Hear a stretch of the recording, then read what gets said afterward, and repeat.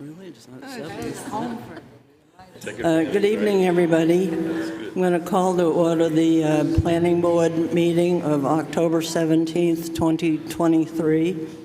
First order of business is to introduce the other Planning Board members. So I'll start at my left. Steve, your last name just went out of my head. Webster. Thank you. Von Dugan is sitting next to Steve. Roger Murray. Doug Braskin is the vice chairman. To my right, John Thurston. Sitting next to him is Jane Nielsen.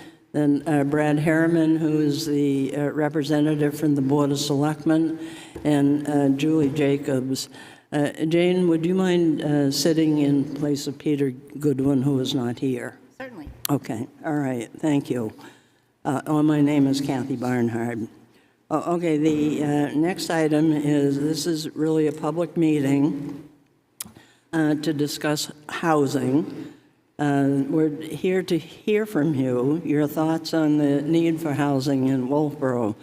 Last year, the Planning Board decided that we should look at the sections of the zoning regulations that relate to housing, since many people were finding it so difficult to find affordable housing and just plain housing in their area and in Wolfeboro.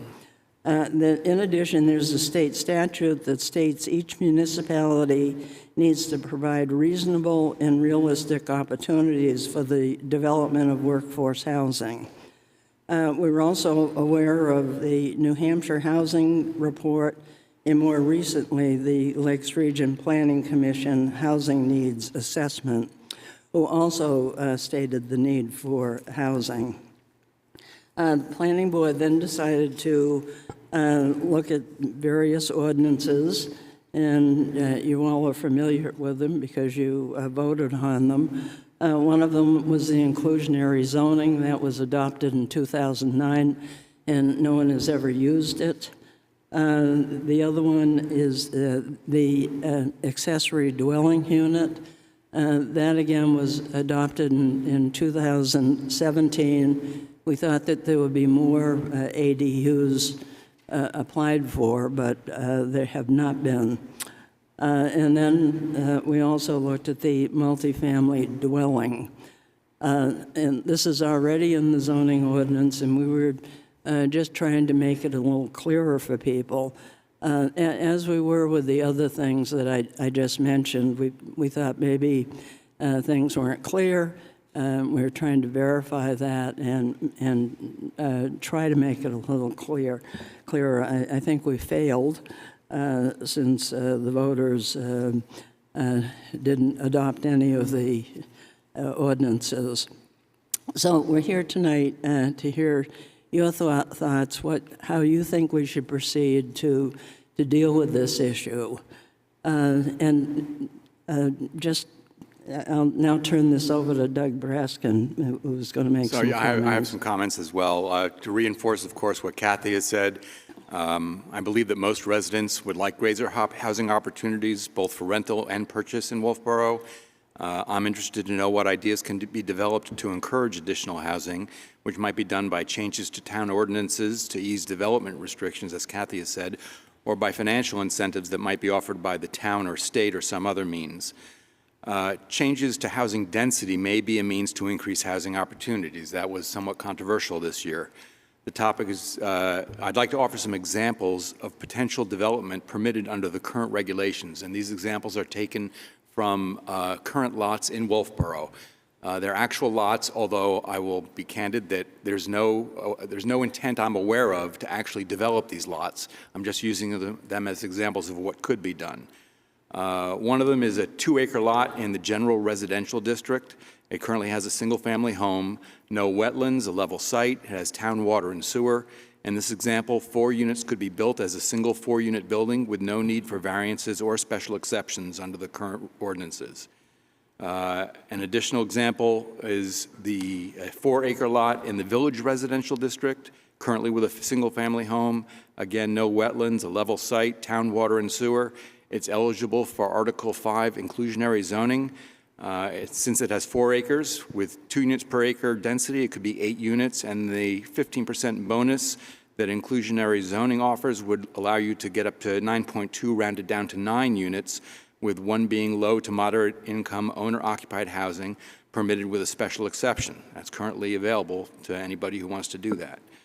The third one is a 0.52 acre lot in Village Residential District, again, currently with a single-family home, no wetlands, level site, town water, sewer.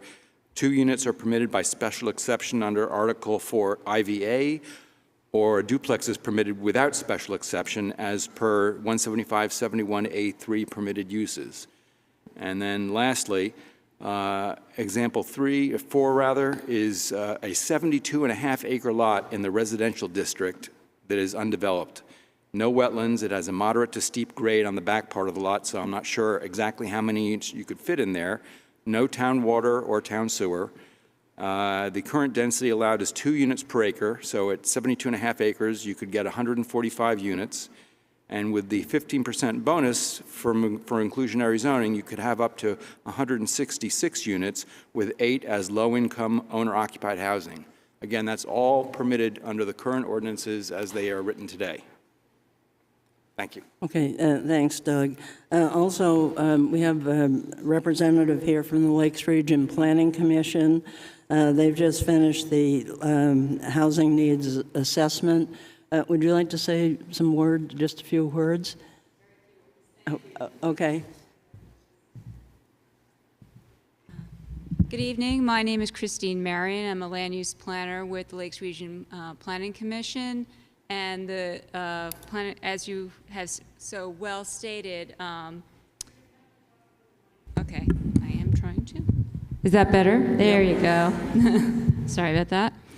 Again, Christine Marion with the Lakes Region Planning Commission. As the chair so well said, there is definitely a demand for housing, not only in Wolfeboro, the entire Lakes region, the state, and even if you look at across different states, the country, every area seems to be in a housing crisis currently because of demographics and the demand for housing. Within the Lakes region, as you know, Wolfeboro and surrounding communities are in an area that's high in tourism. So not only is there demand for housing year-round, but also for seasonal housing and housing to serve the various visitors that come up into this area. Essentially, the Lakes Region Planning Commission, along with other regional planning commissions, worked together and developed a methodology to assess the needs for housing in each of our respective areas. In the Lakes Region specifically, we try to answer 4 questions. Is there enough housing for people working in the Lakes Region? Is the housing available for people working and living in the Lakes Region adequate and affordable for them? Do we expect that there will be adequate, appropriate, and affordable housing for people working and living here in the future?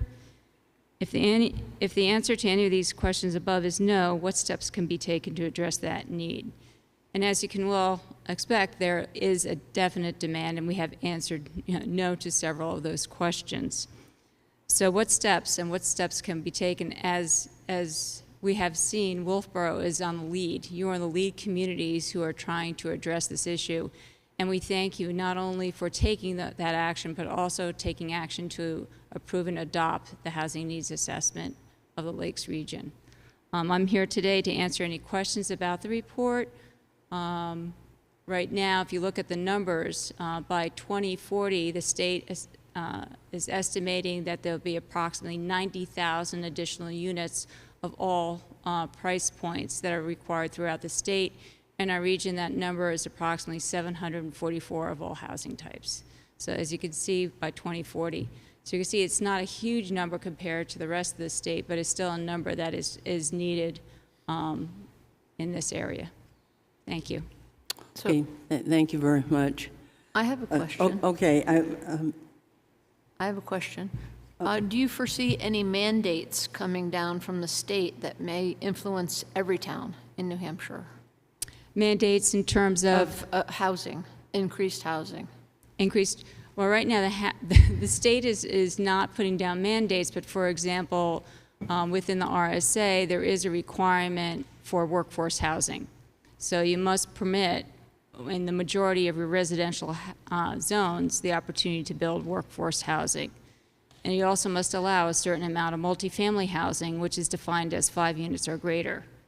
So that workforce housing is definitely, if you call it a mandate, is a mandate. So the towns also have to assess their zoning ordinances regarding any obstacles to the provision of workforce housing.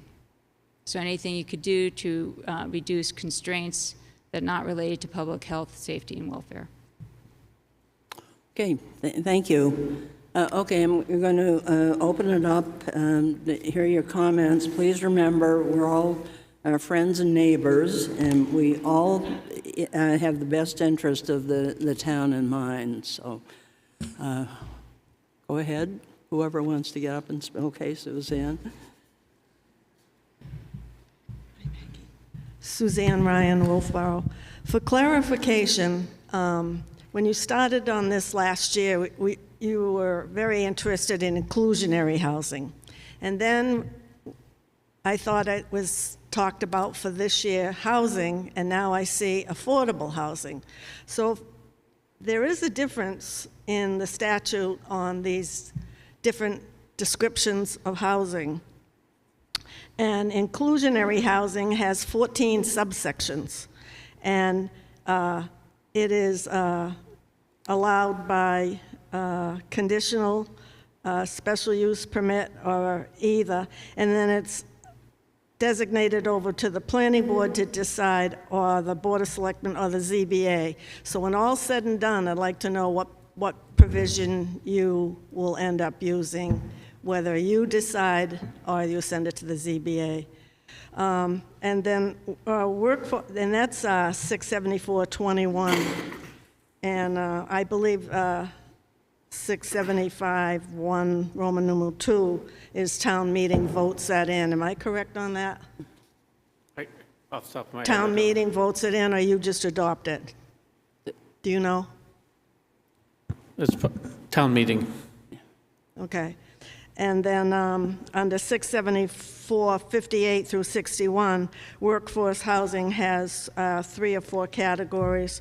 And it's interesting that the Lakes Region document that you folks did, they have definitions for different types of housing. It's their glossary terms. And there's accessory dwelling units, affordable housing, area medium income housing, household units, household choice vouchers, low income housing, tax credit, market rate housing, mixed income housing development, mixed use, multifamily housing, short-term rental, single-family housing, subsidized housing, workforce housing, and there's second workforce housing.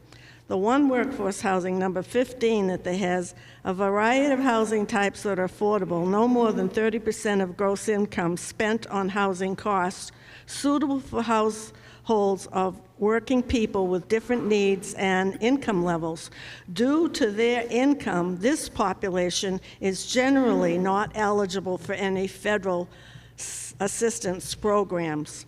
But then, under 67458 through 61 defines workforce housing as housing that is affordable to a renter earning up to 60% of the area median income for a family of 3 paying no more than 30% of the income on rent and utilities, or homeowners earning up to 100% of the area median income for a family of 4 paying no more than 30% of the income principal. So I guess the bottom line question is, what do you have in your minds that you're preparing to propose? I know you'll hear a variety of things tonight, but because there are so many different categories and types of housing, I think it's important to focus in. Are you calling it workforce housing? No. Or are you are you going to use the innovative? All we're here is to hear your comments, and then, we're not doing anything right now. So What we usually- want to hear your comments so that we can hear from the public what it is they would like to see and have us focus on. And so that's what we're here to hear. So one of the things that we're grappling with is we all, Can you pull the we, microphone up? we have state mandates, you just read some of them, coming at us. We're trying to address them. We're trying to increase housing opportunity, but we meet with resistance, and we also meet with the fact that nobody is proposing them.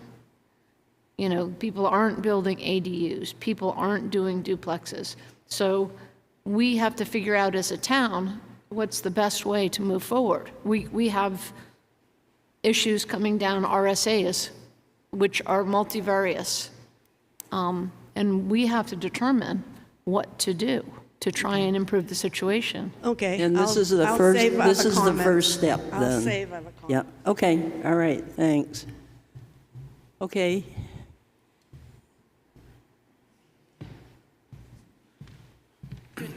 Hi. Okay, so first of all, thank you for this opportunity.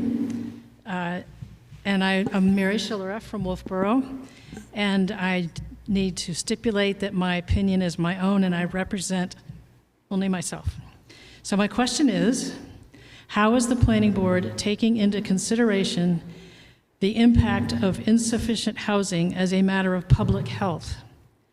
And I'm referencing specifically that which came out of the Center for Disease Control Morbidity and Mortality Weekly Report, April 28th, 2023, the title of which is Experiences of Unstable Housing Among High School Students, Youth Risk Behavior Survey, which was 2021.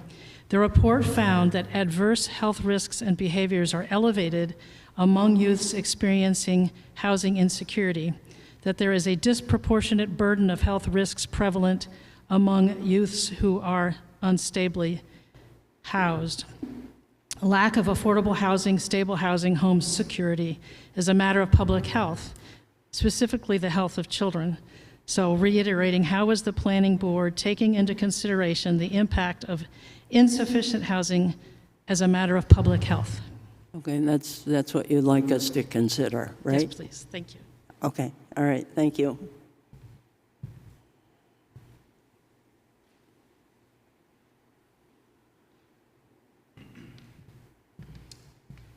Morning or afternoon. How are you? evening. My name is Peter Cook, 117 North Main Street. Here as both a business person and business owner in town looking to attract and retain employees, as well as a parent of an adult child who has been looking for housing in town to be able to move back to town and has been stymied at pretty much every turn. And I guess I'm really wondering how you can have a discussion about availability of affordable housing when, as a town, we have frankly not addressed short-term rental housing and its impact that investor-owned units are having on the housing stock. I think density certainly is probably part of the solution, but I think there's an obvious one that has been staring this town in its face for the last 3 or 4 years, which we have neglected to address in any reasonable way. And certainly we are well behind many of our neighboring towns in terms of taking on this issue. So my question would be, A, why is short-term rental housing not at the top of your list rather than increasing density? And two, if density is indeed an opportunity, the ability to create density comes from the ability, ideally, to have utilities such as water and sewer available to make that happen. I have heard of a report that has been supposedly done with regard to our sewer and water capacity in areas in the town where density would be the most obvious place. And so my question, perhaps mostly to Mr. Harriman as a selectman's rep, is where is that study? Where does it stand? And if are there any results that can be shared with the public at this point? Okay, so that's one thing that you'd like us to look into, right? I think there's a Okay, few there. in but the yeah, short-term Short-term rental. rentals and availability of utilities. Yeah, okay, all Thank right, thank you. Hi, I'm Sabette Stroman, and I promise I didn't talk to Peter about this beforehand, but I'm going to mention my comments because they really piggyback on short-term housing or short-term rentals. I think we're very short-sighted to discuss housing in Wolfeboro without also addressing the issues that arise from short-term rentals. Several years ago, the short-term rental subcommittee of the Planning Board was formed to address short-term rentals. From what I could tell online and looking at notes, they met through most of 2021. I guess started in 20, then COVID hit, but then they met through most of 2021, and then they effectively disbanded at the end of 2021 because, and I quote from the minutes, it was stated that due to the split in the committee, it was difficult to make progress. Right, So that was kind of the end of it. yes. The committee all agreed that Wolfeboro has a housing issue. This is, these are their notes. This is an issue that requires some attention by town officials. Further, it was agreed that the committee needs to disband until we have a better idea of how some of the approaches taken by other communities are working for them. Therefore, the committee has disbanded for up to a year, at which point, from the minutes, it looked to me like April 23rd, 2022, there was maybe a meeting scheduled, but then no meeting, no minute. I mean, there were no minutes. So I'm assuming it kind of ended in 2021. So from what I can tell, this committee just threw up its hands and said, we can't agree. And then the planning department let that stand, ignoring the ongoing issue of the very important impact short-term rentals have on housing availability and also the cost of rent in Wolfeboro. I think it is time for a research-driven committee to be created to help inform whether short-term rentals are impacting the housing issues that we're experiencing, or to what extent. Maybe they're not. So the first step, I think, is to put together a committee of people who do not own any short-term rentals, have some knowledge of how to conduct research, how to survey members of the town. The prior committee had at least 2 realtors on the committee who, of course, have a vested interest in short-term rentals. Now, this is not to say that we should be against short-term rentals. I mean, I'm not. If not for them, I never would have landed in Wolfeboro and made Wolfeboro my home. But all across the nations, communities are addressing how short-term rentals are affecting housing. We are not alone. And we should be actively making a decision about how we want to navigate these issues.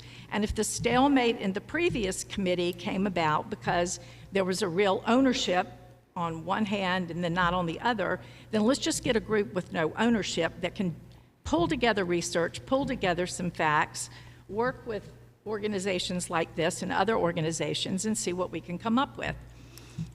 In the short time that I had, here are some facts. These are facts that were recently published. They're important for us to acknowledge.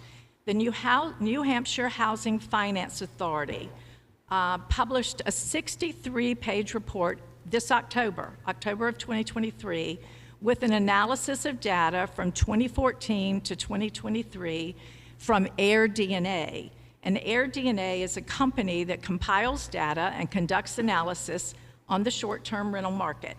The New Hampshire Housing purchased and adapted that product to provide information on the short-term rental market for the purpose of both understanding details of the industry previously unavailable to the public and analyzing its effects on our communities.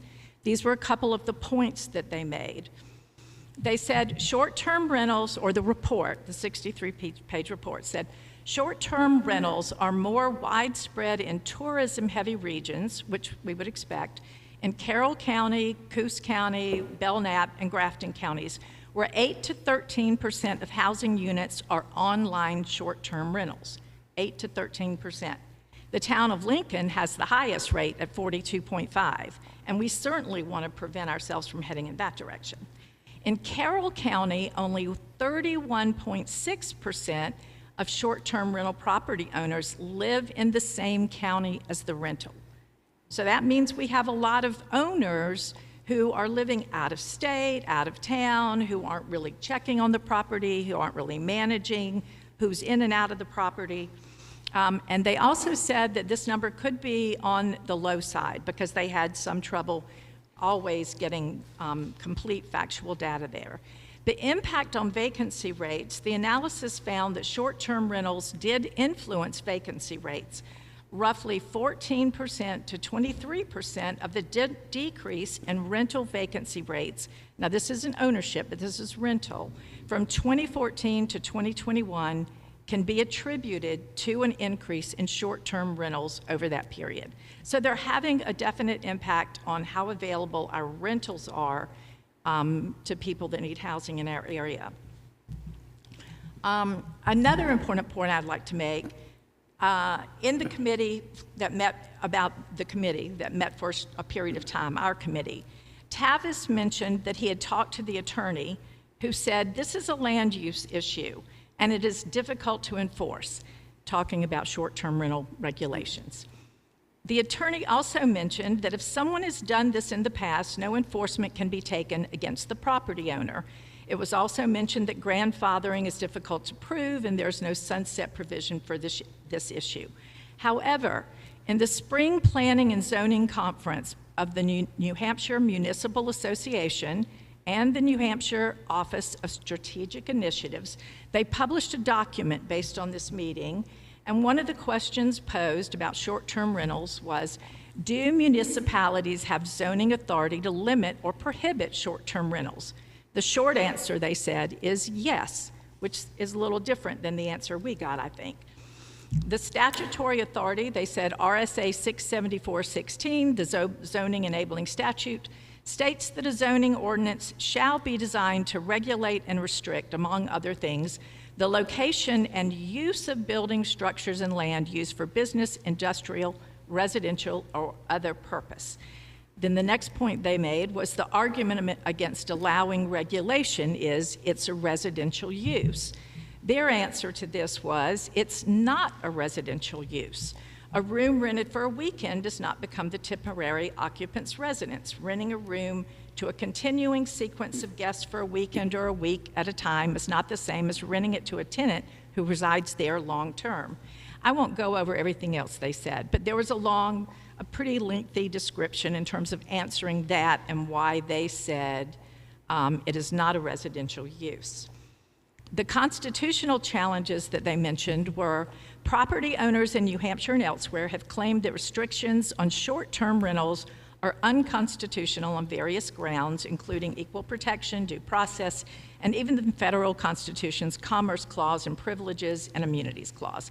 These claims have been mostly unsuccessful, as they should be. Amending the ordinance. If a municipality chooses to address short-term rentals directly in its zoning ordinance, it has the same options it has with respect to most other types of use. It may permit them without limitation, it can restrict their location or their size or other attributes, or it can prohibit them altogether. At a minimum, we should at least be collecting revenue from these rentals and making sure that people are, from what I could tell, they're not necessarily regulated in a way that they pay an annual fee that we're collecting. And last, of critical importance, is that the ordinance be clear, starting with the definition of short-term rental. The ordinance might establish a separate definition specifically for short-term rentals, or it might fold into an existing definition of hotel, bed and breakfast, or something else. So I guess what I'm saying is, in this little bit of time and research that I did, it sounds like we have the opportunity not to be passive and just let this happen, but to be actively creating what works for this community. We're a community that supports rentals. We enjoy our visitors coming up, but maybe there's there is, I'm sure, lots of other towns are grappling with this, and they're finding a way that it's not necessarily either or, but a way that somehow opens up housing so that people like Peter Cook's son doesn't miss out on 5 opportunities to buy an entry-level home in place of 5 of those small houses becoming Airbnbs. Thank you. Okay, So thank you. I Thank would you. like to make a comment, just in general. One of the first things to address in short-term rentals is defining it. Yes. And in the March vote last year, we had a definition of short-term rentals that the voters, you know, the one of 12 things that nobody was supposed to vote on, Yes. that was in there. So Yes. it's very hard to grapple with short-term rentals if it's not even defined. Well, I think that we need to step back and start over. That's what we're doing. Okay, that's Yes. what we're doing. Thank you. Oh, okay, thank you very much. Hi, my name is Patty Cook, and I'm going to get glared at from behind me. I just want specifically for you to know, our son and his wife put in 7 offers on properties here in Wolfeboro. They missed all 7 despite escalation clauses, despite very aggressive offers, and I'm in the process of trying to find out which specifically went to Airbnb, but I know for a fact 3 did. But there's 4 I don't know, so I will continue that. Along the lines what Sabette's already said, so I don't want to belabor the point, but 2 things. Number 1, the definition of residence and residential use. As I understand it, a resident is someone who lives in a town 6 months and a day.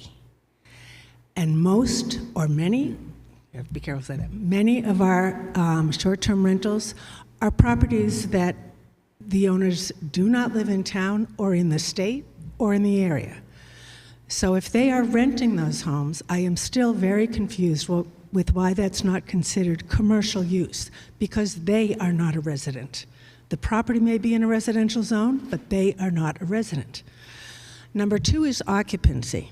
And I have sent all of you, unfortunately, many emails that I have cut and pasted out of Airbnb and VRBO of the occupancy advertised, and anyone can see it. And I am seeing most recently a 4-bedroom home that sleeps 18.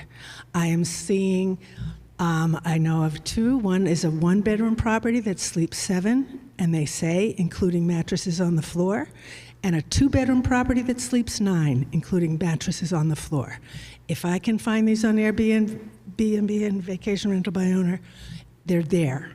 So I have periodically over the last 5 years sort of updated that and resent the email and all of that, but I'm very unclear about occupancy, because I will say, as a business owner, and I will clarify, while we own an inn, fortunately, this has not impacted our business because we have a different clientele. But when I know the occupancy laws we have to follow and the rules that we have to follow, I will say we would be better off turning our inn into an Airbnb. So I hope that the planning board can look at the wider look of this and define occupancy and what is residential or commercial use. Okay, thank you.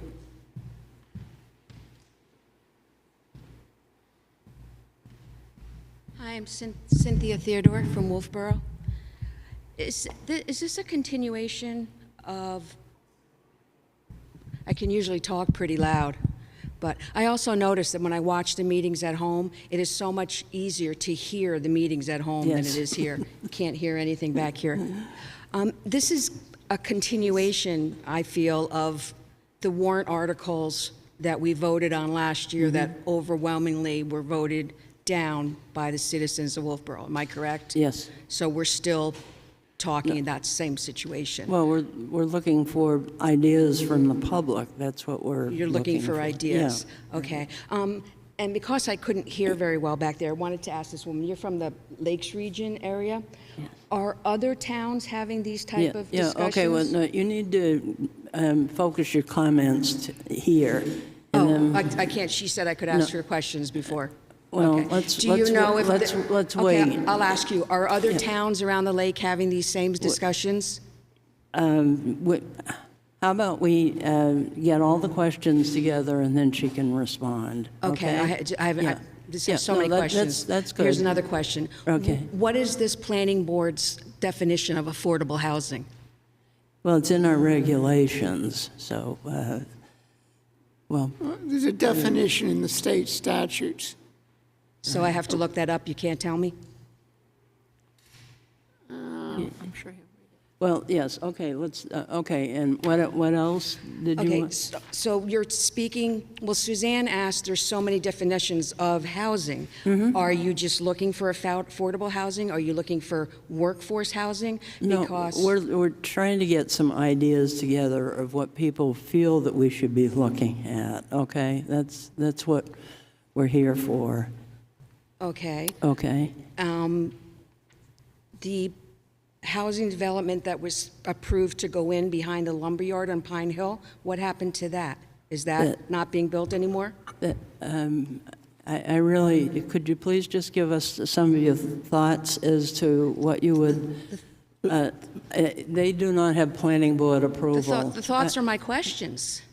I mean, I'm not a planner, I'm a tax-paying citizen here, and I have Okay, legitimate questions. yeah, okay.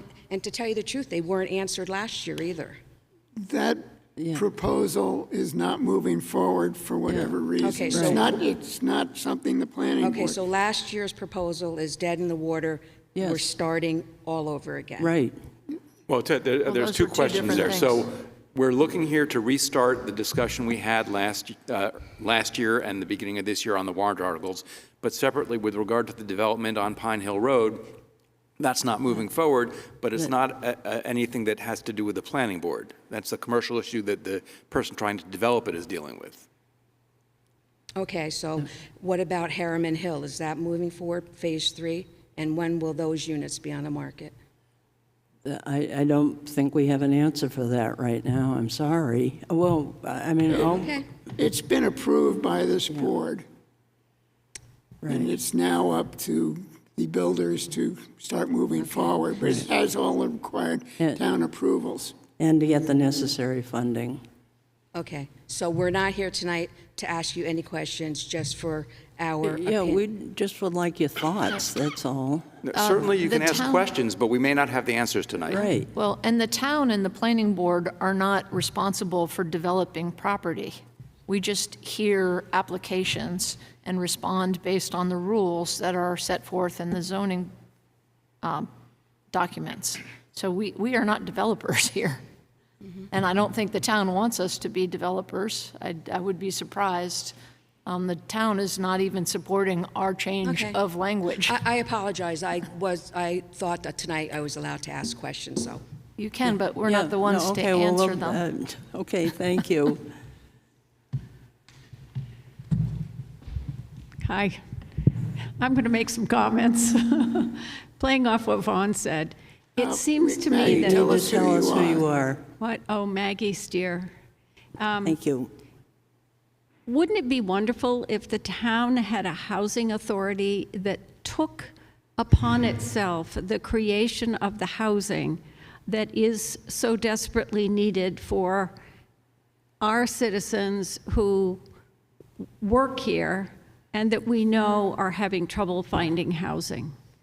I don't know if we can specify who gets to live where, but we keep hearing that our teachers, our firefighters, our workers in the local businesses cannot afford to live in Wolfeboro, and that's a crucial component of making this community run smoothly.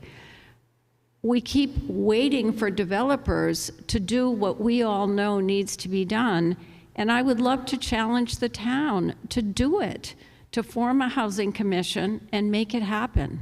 It seems so obvious to me, and relying on developers who want to make money from providing housing seems to have proved a dead end in more than one instance. So that's my comment. Okay, thank you.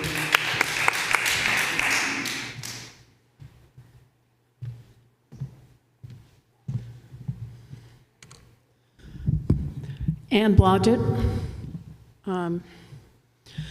So I'm just going to go back a little bit to basics, and I am going to ask questions because you guys know better than I know. So therefore, I think it would be really helpful to me and maybe some others if I ask some basic questions. Considering the resources and shared knowledge of the Planning Department and Planning Board, can you please share the projected housing needs in Wolfeboro? Doesn't it help to quantify the problem before solving it. Okay. Would you like and an answer to that? The Lakes Region She Plan? has a list, and... I have a list Yeah. there, You want us to remember them? No, yeah, I might run out of no, steam, Roger. that's okay, I'm writing them down. All right. Is the planning board tracking the current long-term rental market? Because that has softened a bit, and maybe you aren't watching, but I see it. I own a long-term rental property, and I see there are a lot more opportunities out there, and they aren't snatched up right away. Has the board considered assessing the housing market? This is further the rental market, short-term rental market, and the surrounding towns and their capacity. Now, I've seen county numbers, but because we're in Carroll County where we're located, we've got Stratford and Belknap that really should be taken into account. And I don't know how to slice and dice those numbers, but I bet Tavis has lots of resources to that effect that can show sort of radius. Wolfeboro, in my opinion, cannot be all things to all people. So, and yes, we really want our workers to be able to work locally, but unfortunately, some of the, I guess in Harriman Hill, a lot of the people work out of town, so. No, there about 70% are 70%? in town. 70% are in Yeah, town, so of there's the 30. employed work in town, and then there Okay. are people that are unemployed. Thank you for that number. Okay. I really like data. And let's see, I might leave you alone from now, but I really was hoping you'd provide a spreadsheet with housing inventory this evening or some research you've done. I also, a few meetings ago, you voted to follow the chart or the something, and all of us watching, you know what I mean, Tavis, all of us watching were like, what? So could you please share what that was that you guys voted to follow?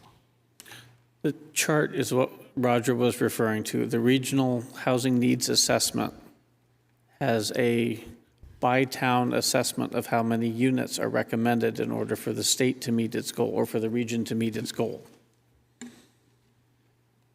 And Roger is slowly turning to that page. I want to say it's in the neighborhood of 190 units in the next 10 years. And look how many people are in this room and at home that if you read them off, it's going to go whoosh. So we need to see that. Could it be on the planning website? Could we know where you guys are? Sure, we can link to it. It's also on the Lakes region and the state and multiple places. What you're asking is that we need to be much more specific when we're addressing these issues. So, When I sit in your meetings, and you know I'm here a lot, and I've spoken up, and I totally follow on to what's been talked about with short-term rentals. I do want to qualify that the realtors aren't always pro short-term rental, but the realtors you had on your committee owned short-term rentals. So conflict of interest on a committee is not a good thing, in my humble opinion. All right, thank you. Okay, so yes, I totally agree with what's been said about short-term rentals, and I think you know that, and we've been, you know, I think we've provided a lot of us have provided a lot of resources to the planning department and the planning board about how to look at that and what other towns are doing, and it has been a few years since we've heard anything. Thanks. Okay, thank you.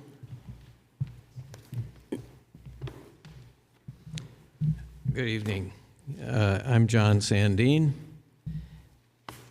I'd like to start with a quote from Lewis Carroll and the Cheshire Cat.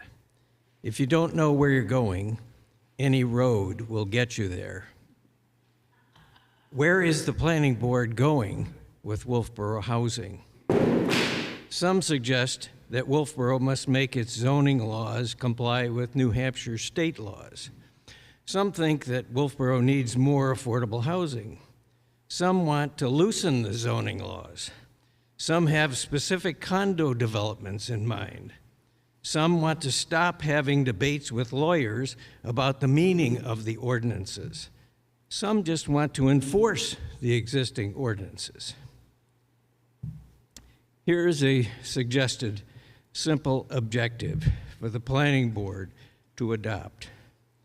Improve the zoning ordinances to increase the housing inventory in Wolfeboro while maintaining the character and appeal of the best small resort town in America.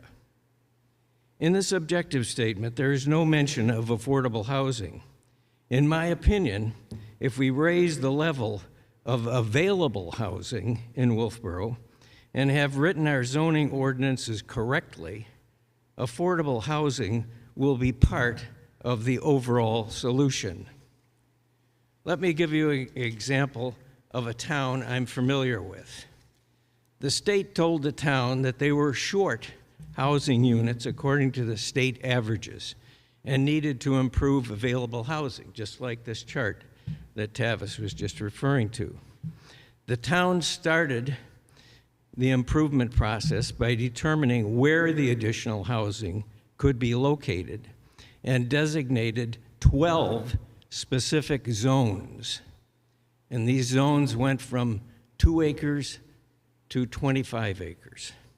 The 12 zones occupied 2% of the town's acreage. In those zones, they specified an overlay ordinance that said in these zones, they specified density, height, fit and finish requirements, and the percentage of affordable housing per development. They also included rules that any affordable units must be the same fit and finish of the whole development. In other words, the affordable units must match the character of the neighborhood. No skimping on the affordable units. A 700 square foot unit must look the same interior, exterior as the 2,500 square foot units. In my opinion, the Wolfeboro Planning Board needs to take a similar approach. Determine where additional housing is appropriate, set meaningful zoning ordinances, enforce them fairly, and make incremental changes to these ordinances as necessary as you go along. Okay, Thank all right, thank you.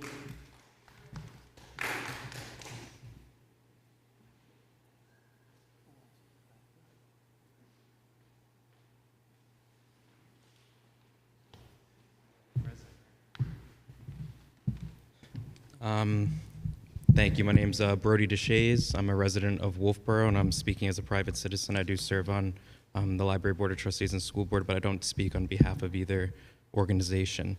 The first thing I just want to mention is regarding Harriman Hill and the statement that 70% of people who work in Harriman Hill work in Wolfeboro. And while that's true, of 102 residents of Harriman Hill, only 30 work. And so only 22 work in Wolfeboro. So that's an important statistical distinction, right? Because if you would assume that 30% of the people residing there work in Wolfeboro, you might say, or 70%, sorry, you might say that's 70 people.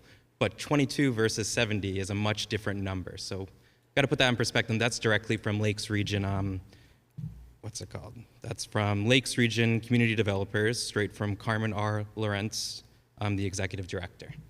So it's fact sheet you provided to Selectman Brian DeShays, my father. Okay, well, that's where I got my information from, too. Yeah, but I'm just saying, when we say 70%, the public might think, Right. Kathy, Yeah. that that's 70% of all residents, but not considering that a vast majority may not work, right? A fair amount actually get the majority of people who get their income there is from Social Security. They're retired. So they're not part of the workforce. And they're probably not intending to get off of Social Security and go back to the workforce. They might supplement some of that income, but they're not full-time workers likely. So that's a very important distinction, because when we're talking about recruiting a workforce, and I think about it as a school board member, we need full-time people yesterday. So again, and I mentioned, I'm not against housing at all. We need housing, but I'm gonna ask a few rhetorical questions to start. I know you guys won't be able to answer them, and frankly, I wouldn't even know where you guys would begin. But what is the estimated tax impact for infrastructure expansions for expanding high-density housing? How much will be covered by estimated impact fees collected for those developments, and how much by the taxpayers? Does anyone actually know or even have the estimates? Because we as taxpayers should, we should know. Unless taxpayers have those numbers or estimates and real answers, then we can't make an informed decision on loosening zoning requirements or increasing housing density. Property taxpayers shouldn't subsidize developers or private enterprises unless it benefits everyone in the entire community. Workforce housing and high-density housing does not necessarily benefit everyone in a community equally. So to expect everyone to equally subsidize it who's a property owner, to me, just doesn't seem just or fair. Workforce housing doesn't necessarily increase our local workforce capacity. The current workforce housing development, as I mentioned, it doesn't do enough to increase the capacity of our workforce. Not everyone who's going to be in that housing is necessarily going to join our Wolfeboro's workforce, let alone any of the workforce. Neither high-density housing developments nor workforce housing have any guarantees that locals will be filling those housing units or that new residents will, like as I mentioned, work or work at all. It could be mostly retirees filling that housing. Plus, the property taxes collected per unit of high-density housing are never as much as those collected per unit of single-family homes or even duplexes, so even lower density options that increase housing. Because of the limited property taxes collected per unit of high-density housing, property taxpayers will likely subsidize a high-density housing cost. Single-unit housing or duplexes have very little to no cost on taxpayers, especially if they have their own water and septic system. So then we don't have to expand our infrastructure. High-density housing has a recurring and hidden cost because of increased services and infrastructure needed to support any high-density housing. Even though the town receives one impact fee, that doesn't prevent recurring costs. It might decrease some of the upfront costs or they need to expand infrastructure, but that infrastructure needs to be upkept, and there's still the difference that needs to be made by the property taxpayer. So that impact fee often only makes a temporary small dent in the cost for the taxpayers. Measuring the taxpayer costs doesn't even consider other immeasurable costs, like those incurred on community history or character and the environment, specifically our lakes and other bodies of water that drive our tourism industry in this community.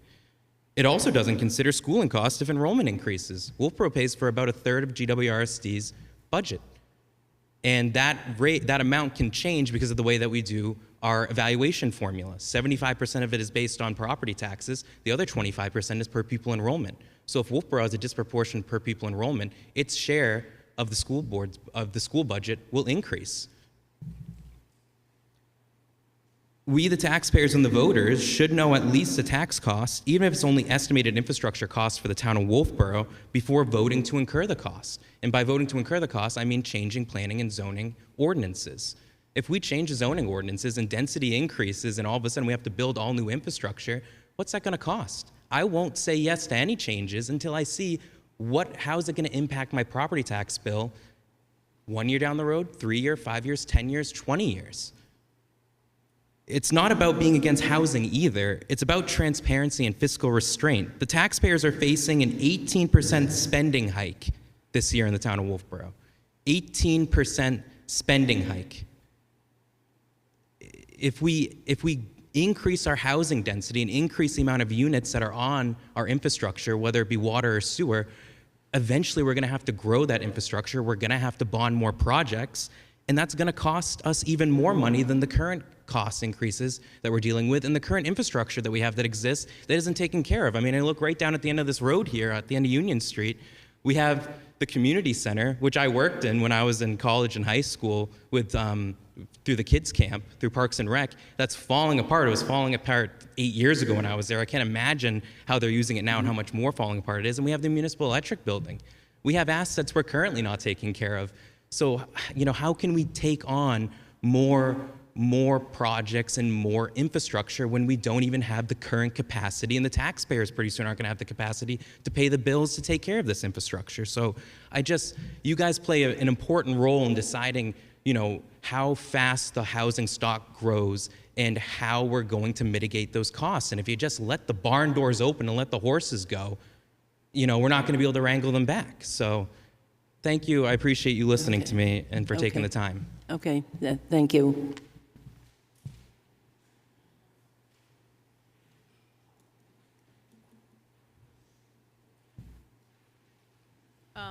Corinna Ferguson, resident of Wolfeboro. I just want to understand what you mean by inclusion. I would like to understand what you see the need is and how that need is going to help Wolfeboro.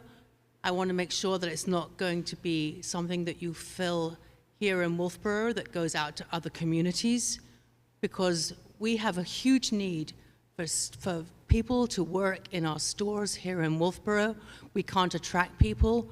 And so if we're going to build this kind of housing, I don't even know what kind of housing you actually are really clearly telling us that you want to build. But if we're building housing for people that will live here and work here, that would be a wonderful thing.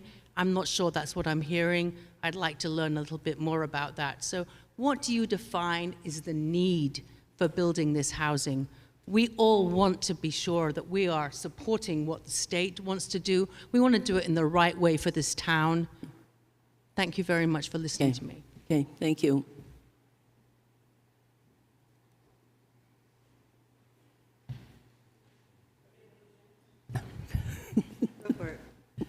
Ann Blodgett. I'm not going to ask you another question, but as I pass these out, I'm wondering if any of you have seen this, because I found this, a friend gave this to me, found this, and found it a very helpful document, and I'm going to give each one of you a copy. How do we talk about housing? A Guide to Community Engagement and Grassroots Advocacy by New Hampshire Housing. Right.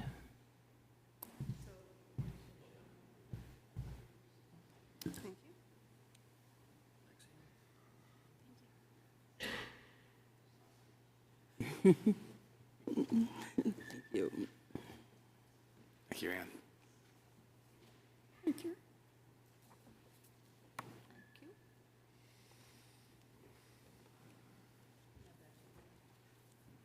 Next one for Peter. I give it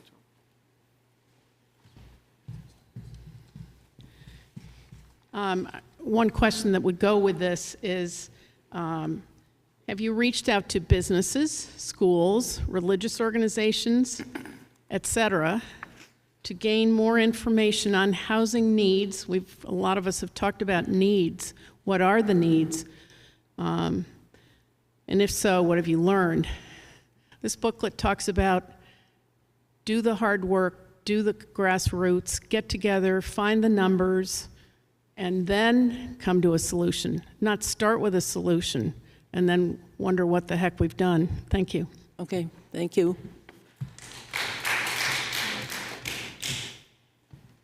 Anyone else?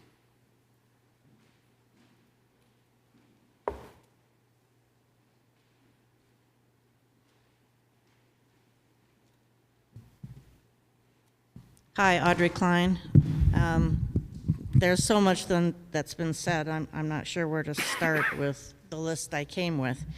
But a few words about the inclusionary zoning, I guess, to start with. And I'm sorry, I have to read off my phone because I couldn't print today. At the bottom of my notes to myself, I said I'd suggest the board develop 2 or 3 detailed examples of what the proposed changes to the inclusionary zoning looks like on a piece of paper, and Doug put forth some verbally, but it would be really nice so people understand what inclusionary zoning is and what it does, to actually have a few drawn up examples of what that really means. It's been touted as a way to get affordable housing, but inclusionary zoning really allows for not very many affordable housing units in a very large development of other units.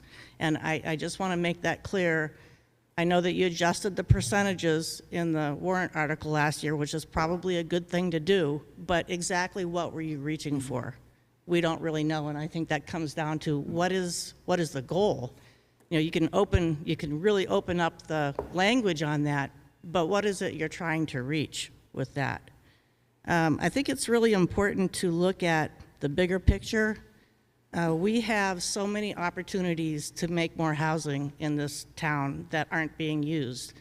ADUs, duplexes in every zone that has houses, inclusionary zoning, workforce housing, almost everywhere in town. And then we have two developments, one that wanted to do rental housing and couldn't afford it at Harriman Hill, so they're doing, they wanted to do ownership, so they're doing rentals, and the other one with the manufactured housing park. And I think we all know that one of them is going forward with something they didn't anticipate, and the other one stopped. The question is why? What did we not have that didn't allow these things to happen? And is there anything the board can do that would have changed that? Or are there other influences that the board really can't change? And I think we probably can get the answers to that by asking people who do this, what is it that you really need for us in order to be successful? Their answer might be something that the board can't do or that the voters won't accept, and that's outside of our hands. We can't make people do ADUs, and we can't make them do duplexes. That's available, they're not happening. Maybe we should look in other directions. Some of the other directions are perhaps not very attractive, but I think we should probably at least have discussions about them. One is the manufactured housing section of the ordinance needs to be thoroughly gone through, and the rules and regulations coordinated with the federal rules and the building code and what's coming on, which is the small house or the tiny home industry. Those do not mesh, and therefore we don't have the opportunity of maybe framing that the way we would like to see it for Wolfeboro. And those types of housing possibilities, if done correctly, could infill or backfill into the affordable housing issues. So that's one big area that I don't think has even been discussed yet. Density bonuses or other incentives granted to commercial and industry development. Just as an example, Taylor Homes on Bay Street needs 80 employees. That's 80 people driving in and out of Wolfeboro on our roads every day. That's a cost to us. So is there some way to incentivize those industries to provide at least a portion of the housing that they're going to need in some way, so that they're responsible for providing some housing for their employees? It could be that way, or it could be some kind of voucher program with the businesses. I think we need to be a little more bold about what we're looking at and not wait and see what other people might be successful with. I think let me go back to last year and a couple of the issues with the warrant articles. I think they were too overly broad and big in their changes. I don't think they were focused enough on what was going to accomplish something. I think it's a bit dangerous to make such big changes without knowing how that's really going to impact everything. So I think it's more important to really identify a few small changes that are going to make a difference and focus on that. One of those clearly is a definition for short-term rentals, just the definition. It's all we need this year. We don't need to hook it up with any kind of regulation. We just need to know what it is so that later on we can potentially regulate it. There was a couple of other things, but I forget what they were. So. Yeah, we did talk about the manufactured housing, but about that time the development came forward. Right. And so we decided not to do it then. And that development was going to meet the regulations, so there wasn't an issue. Yeah. But tiny homes are often pre-manufactured units. They don't fit under the HUD standards, so they're not really legal houses.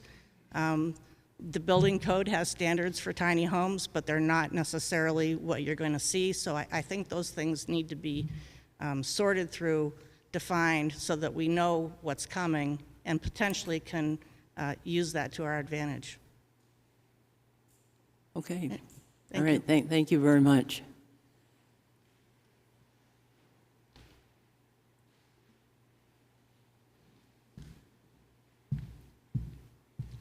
Hello, my name is Troy Lucas, and my wife and I own Lucas Roasting Company in town, a business. So we are business owners, and as we've heard from other business owners this evening, one of the things that is being talked about certainly is what employees can afford. I was just roughly crunching some numbers a few minutes ago on my phone, and as I heard stated early on tonight, when you look at the 30% rule of a person's income and what they can spend on housing, the type of housing, the type of affordability in housing that could come from the jobs even that we have in Wolfeboro downtown. Now there's all kinds of varying jobs, but I'm going to identify with my sector of job, which is kind of the food industry job. And I would imagine that some of the food industry workers in town are making between $15 and $20 an hour. And what I figured was it would take two incomes of somebody working $20 an hour, so two incomes in a household. That is $1,040 per person doubled. It would be about $2,080 for housing, for availability for them to live here. And there are some rentals that are in that price range, but the rental market has gone above that price range now. So I think as we're talking about housing moving forward, Harriman Hill housing or housing availability, I think that the people that are working here, again, there's all kinds of different professionals with all kinds of wage ranges, but I think the development that you stated earlier about, I don't claim to be a housing professional or know the land layouts, what's available for what, but it sounds to me like if we're going to address this issue somewhere in town, we do need to do some housing that is maybe a little smaller than the entry-level houses we have here, has been stated. You know, houses that have, or multiple houses where multiple offers are turned down for those houses. I think some of the housing that we're talking about with the workforce housing in this town, based on the type of town it is with seasonal visitors and whatnot, I think we just need to be looking at housing that is not the historic housing of Wolfeboro. I mean, we have a wonderful town with beautiful homes, and the people, those houses have been here for a long time. But the addition of houses, I was happy to hear about Harriman Hills and it moving forward with that project. However, it's still a rental project, and rentals don't give anybody any equity. So as we're talking about people becoming a part of our town long term, I'm a homeowner, and one of the things that I think we really need to look at is the equity that somebody's going to have in their money that they're going to spend on housing in this town. So even though Harriman Hill has now gone forward, will be going forward with the rental part of things, I think as we grow slowly, we don't want to grow overnight to put a strain on our infrastructure, but as we grow, we should be looking at maybe not as much rental property, but as lower income affordable housing for people to get into for the type of town that we have and the jobs that are available here. So that's my 2 cents. Okay, thank you. And anyone else? We had some questions from Lakes Region Planning Commission. Would you like to address those? Okay.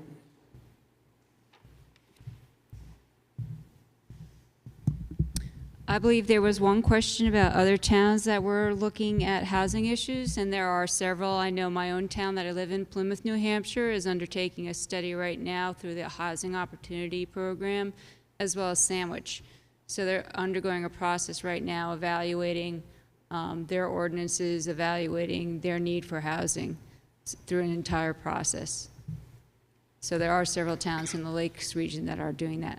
I don't know if there was another question related to other towns that are undertaking efforts? So, but you are working with other towns to? No, the towns are not, the Lakes region, they haven't come to us, but they have gotten state funding to assess their housing needs. So they are working independently with the state through a state-funded grant to do that. Okay. And how that, what the outcomes of that has yet to be determined in terms of each. Those studies are undergoing right now. They're not yet complete. Okay. Would you offer assistance to individual towns? Yes. If you contact us, definitely we'll discuss that. Okay. Okay. There is right now, as part of this housing needs assessment and through this effort, there is a toolbox that has been created with the state in terms of various tools and techniques, many of which you're already looking at, such as inclusionary zoning. I don't know if the town has looked at form-based codes.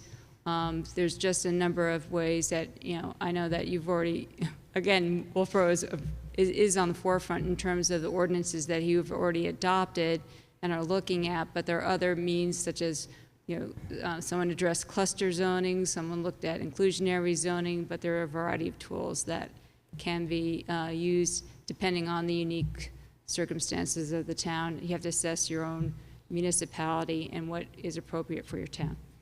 Okay, all right, thank you. Board members, anyone have any comment? Yep, okay, sorry. Sorry. Hi, Bobby Budman. First, I'm going to do a pleasantry. Congratulations on your award for all of us and taking on the hospital too and everything you do. So thank you for that. I have a few questions. That chart that you were just talking about, Tavis, well, this is like I'm on my toes. Out of curiosity, for those 190 units in the area, does that include like Laconia and Rochester and some of the larger cities? It's just all... That's Wolfeboro. Just Wolfeboro's 190 Wolfeboro. units, okay. And don't quote me on the number, I'll get the study. That's okay, I was curious if you said it was a region, so I was curious about that. The other thing that I wanted to ask... So to be clear, the table specifies each township in the region. Okay, so we're looking at 190 for our area, and... I think it might be 300 units with 140 being affordable.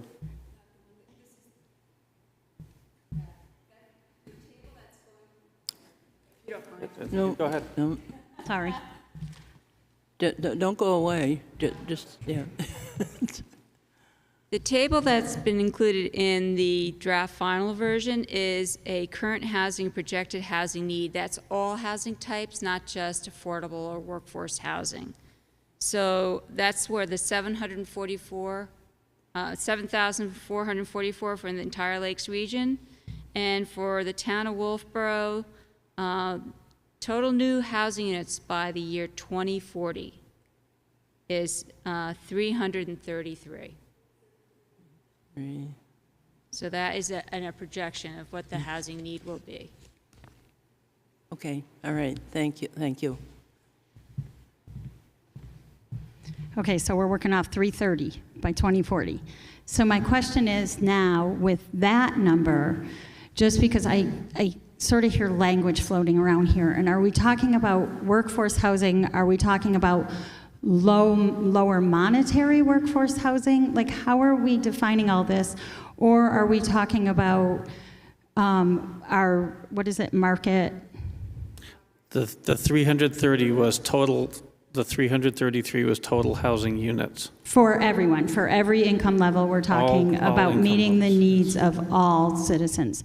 So I think, like, just sitting in here this evening, I've been having a problem following along just with the questions and where sort of everybody's going. I will disclose that myself, when I listen to some of this, I kind of cringe, because some of it to me sounds like a little bit of NIMBY. We're not going to do this in our backyard. I grew up in the projects. In my early life, there were 60 kids under the age of 12 in our little neighborhood, and so when I listen to some of it, it hurts me a little bit. But at the same time, I also know that there are places that are very similar to us, like Helsinki, that realize that when they actually built more for people who were buying into the market. So for example, let me just start slower. How many rentals right now do we have on the market? And of those rentals, how many of those rentals have kitchens? So how many are just truly short-term rentals that couldn't be turned into long-term rentals? So to me, those are the ones that we're looking at, that are those more of our lower monetary challenged houses.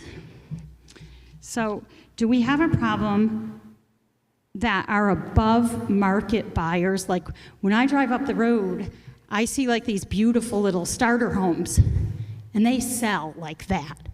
And then I'll drive up the road a couple weeks later, and they've ripped them down, and they build like these McMansions out of them, these starter homes. So how much are we pushing the people who need these starter homes out of the market because of our zoning and because of our planning? Like, is that really the market that we're not hitting the people who could buy in at those lower homes, because they're being sold these turnover homes, and then these McMansions are built. And we all know when you buy a home and you build onto these homes, it takes 2 generations before they enter the market again. So how many of these homes are we taking away from? And I know that we have Brody in here who's young, and he was able to grab one of these starter homes. And I know that there's a couple by me, and they're being purchased. Roger, on our road, we have one. That on your road, you have one that got just purchased, or it's pending. And will that tiny starter home be turned into a home for someone coming in who's going to tear it down and build a bigger home when it could be our starter home? So I guess that's a question I have, is that are we pulling our lower market out, is my question.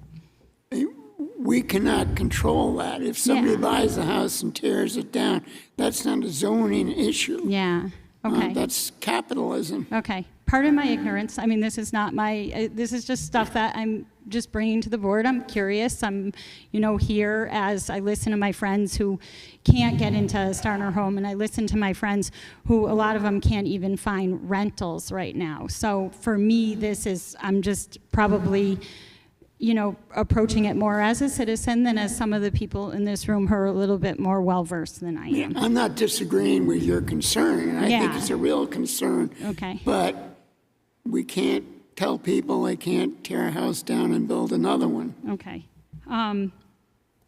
So I just quickly looked up, because I'm just trying to learn about this, and the average days on the market that Wolfeboro has housing, our houses are sitting on the market only for 18 days, a house selling. So is it just we don't have enough developers building houses? Is it a rental problem? Is it a housing problem? And kudos to you guys for sitting up here to try and figure all this out. But are we not allowing enough homes that are market value homes to be built that then would open up the sort of lower range for rentals? That's just a question that I have. The other thing is I'm sure that everyone in this room knows why some of these developers have not continued with their projects. When we're talking about, a 700 square foot space to be built at $105,000, they're not going to recoup their money, even if we try and say we're going to have this share. An 800 square foot rental is going to cost $120,000 to build. That's not taxes. That's not buying the land. That's not landscaping. That's not putting in the parking spaces. What's my other question? Oh, and then my other question was the RSA that was mentioned that requires workforce housing for multifamily housing. And those RSAs. After you build something like multifamily housing or workforce housing, can you then offer it to someone else? Or does it have to specifically go to that group of people? Like, could you build that, say I'm building workforce housing, and then turn around and give it as a short-term rental? You mean if you do it in the inclusionary zoning? Yeah. Or, Yes, you have to keep the affordable unit affordable. For how many years? What was it, 9? I think under our ordinance, it's forever. Forever. Okay, thank you.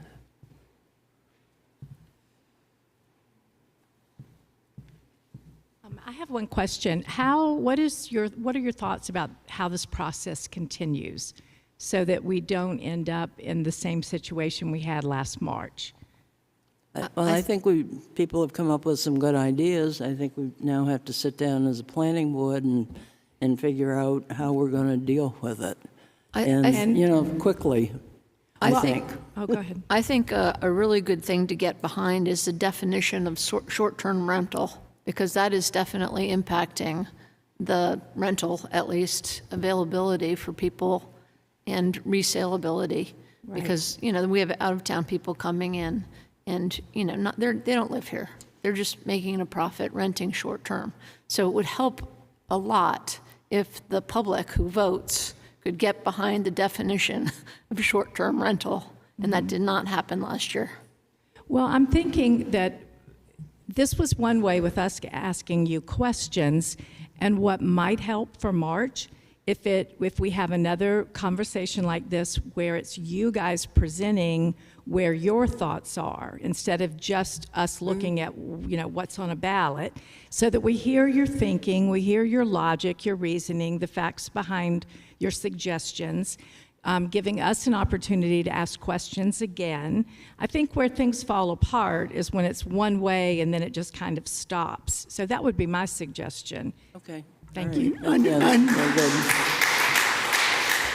I would like to suggest that we have to hold at least one public hearing on any proposed zoning amendment, and we can hold more than one. But what we need is members of the public to turn out and tell us what they think.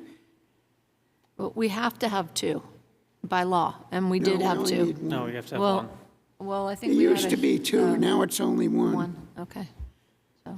But if people will come to the hearings and give us input, then hopefully we can tailor the amendments to be something that people will support. I just wanted to add that the only thing our committee ever agreed on was the definition of a short-term housing, which was 30 days. So that, to me, I think is the least of our issues in terms of defining what it is. I think that can quickly be taken care of. I think the reason that was, in my mind, was rejected was that you really didn't go far enough in terms of just defining it did nothing. It was you had two, in my opinion, two references in those. One was the definition of 30 days, which I think is, or less, which is pretty easy. The other was that they wouldn't be allowed in whatever new units were created. I think the problem is that because you have no regulations for it and no way to ensure compliance with it, that's why I think you had some of the pushback that you had on last March's regulations. Okay.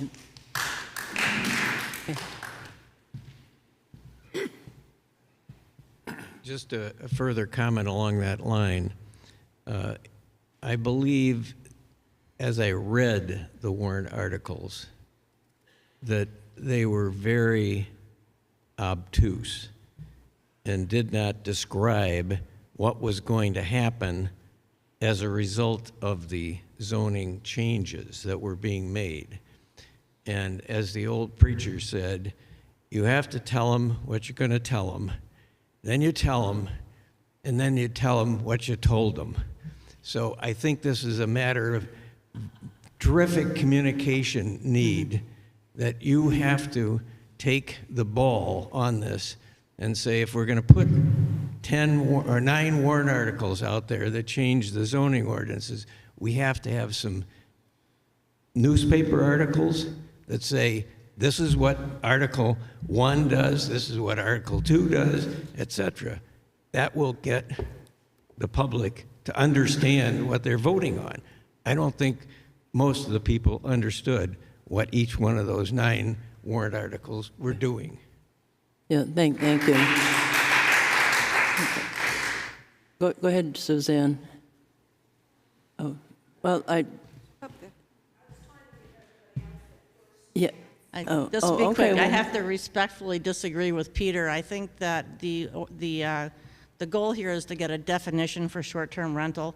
If we try to put in a definition and then also regulations,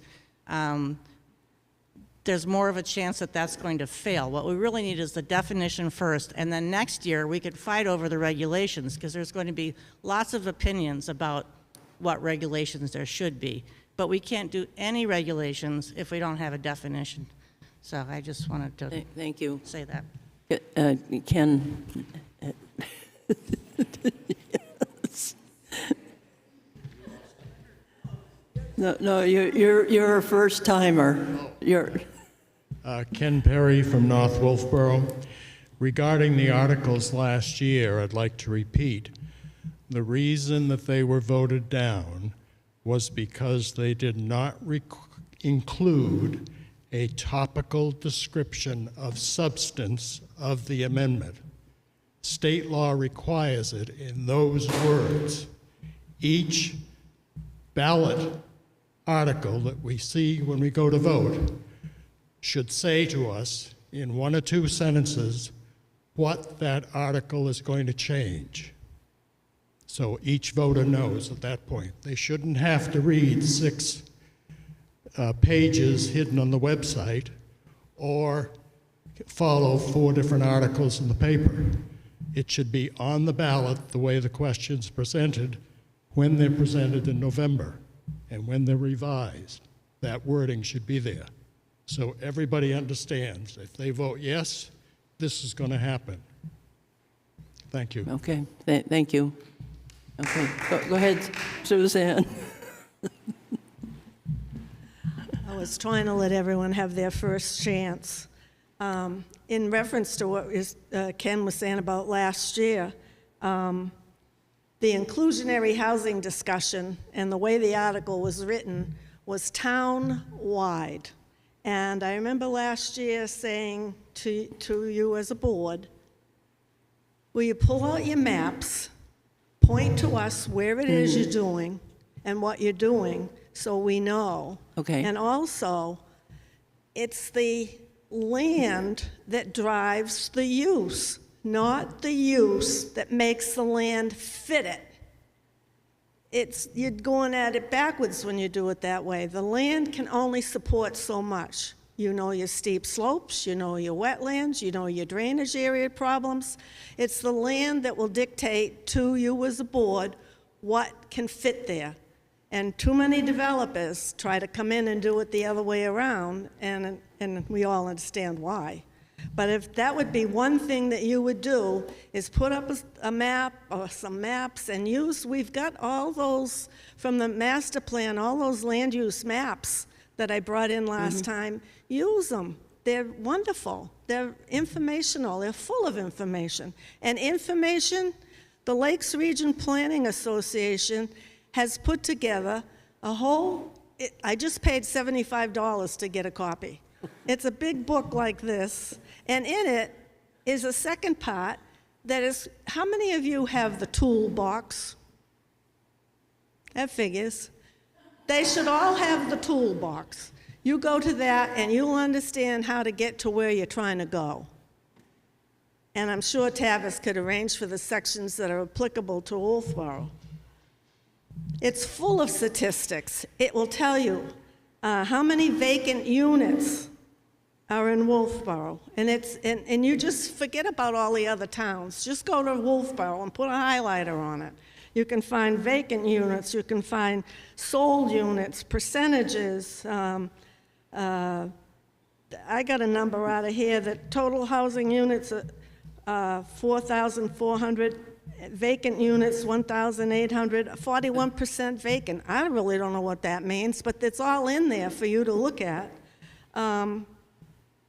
The other thing that is important to know is that, and I will agree about the seasonal rentals. The seasonal rentals are taken away from rentals that should be annual year-round rentals. They rent them, and as was said, a lot of people don't even live in the town, and they're New York, New Jersey, wherever, and they okay, buy. well, keep going. So anyway,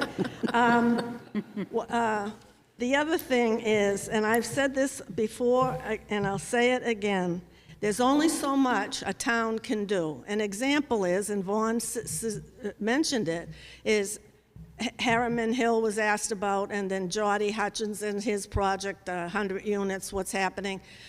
There's only so much a town can do. You can't develop it and sell it for them. But Harriman Hill and the Pine Hill project are sitting as inventory ready to be developed. So when you hear 333 houses for 2040, you've already got banked 150. So we're on our way. We also have, to our credit, because they talk about our fair share, and I'm yet to be convinced that we haven't come close to our fair share. We have Christian Ridge, 32 units, elderly. The Ledges, 45 units, elderly. Harriman Hill, phase 1 and 2, I think that's like 60. The Hope House is 7, and then, as I say, we've got banked the Pine Hill and the Harriman Hill that hasn't gone online. So I don't think we're in a dire situation. I don't think it's an emergency. I feel strongly that the board should get a hold of the Lakes Region Planning document, look at the tool document. You'll find the statistics that are going to be helpful to you.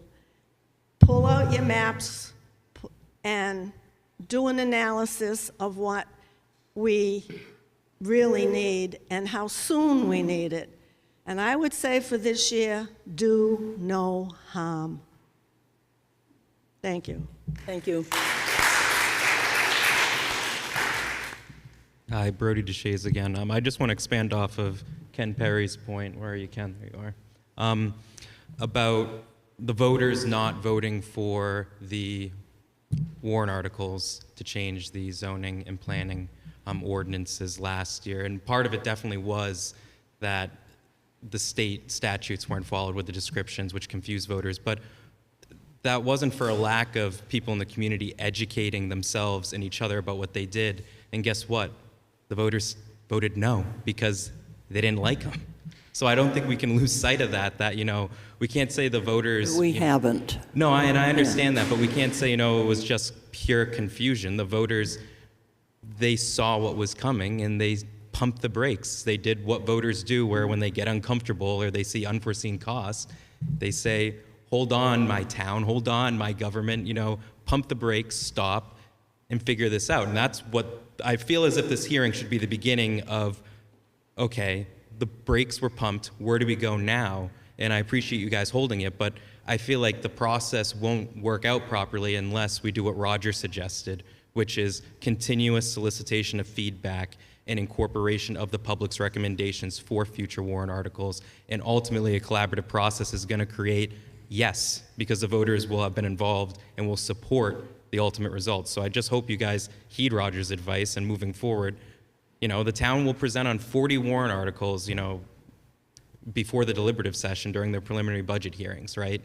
You know, and voters will watch that and they'll decide, and once the town, you know, justifies the spending to them, they'll approve it, or they won't if they don't think the justifications are good enough. And I think the planning board should take that kind of collaborative approach. So that's just all I have to say. Thank you. Okay, thank you. Hi. Bertha Luongo. I have... Could you say your name into the microphone, please? Yep, it's Bertha Luongo. Thank you. I have just two easy questions. You're saying that the state has mandated that Wolfeboro build affordable housing. Is there a number on if you're going to build 200 units within the next 2 or 3 years? Is there a number that they're also mandating that it has to be rentals and a percentage has to be homes to be purchased. The idea, somebody back here had spoken, did he speak about housing that people could buy, that they could purchase at a, a reasonable, affordable rate, homes that they could purchase. We all know that when you purchase a home and you put something into it, monies, of course, there's a feeling of, I need to really keep this home, and and when you put some money into something, that you want to take good care of the home. I'm not saying that people who rent don't do that, but I was curious of how many units would you say would be rentals and how many would be homes to purchase? The lady back here said, like, her one family member would love to buy a house in Wolfeboro, but the affordability is not there, and people that are coming from out of state, they're purchasing and they're able to buy the homes. I understand that, okay? I understand that portion. There's also a big need that I see, a kind of a newbie here in town. You do need people to have rentals so they can work in the restaurants and provide for those people who own businesses. And there's a lack of that. You go to a restaurant and you're waiting and you're not getting service, and there is a need for that. But I was just curious on one more point. Is there a developer that's involved in this process at this time that the town is looking at? No. There's no developer. So you're really in the infancy stage of things. No, there are multiple developers proposing things periodically. We are not in control of that. We're in control of the ordinances and the rules that allow those developers to develop the land. They have to follow slopes, wetlands, density. Yep. So we're not developers. The town has never Yeah. so far been in a position to develop property. We respond and look at our regulations, and tonight we're trying to maybe adopt regulations or modify regulations to, make it more amenable to provide more housing. But we're listening, and, it's difficult because we have opinions on all sides. Right. So, but to the answer to the question of you need to have 200 homes built in the next 3 or 4 years. Is there a mandate for Well, let's homes ask versus rental units? let's ask the Lakes Region Planning Commission representative. Is there a mandate for, the state has a mandate that we need, there's no mandate? Okay.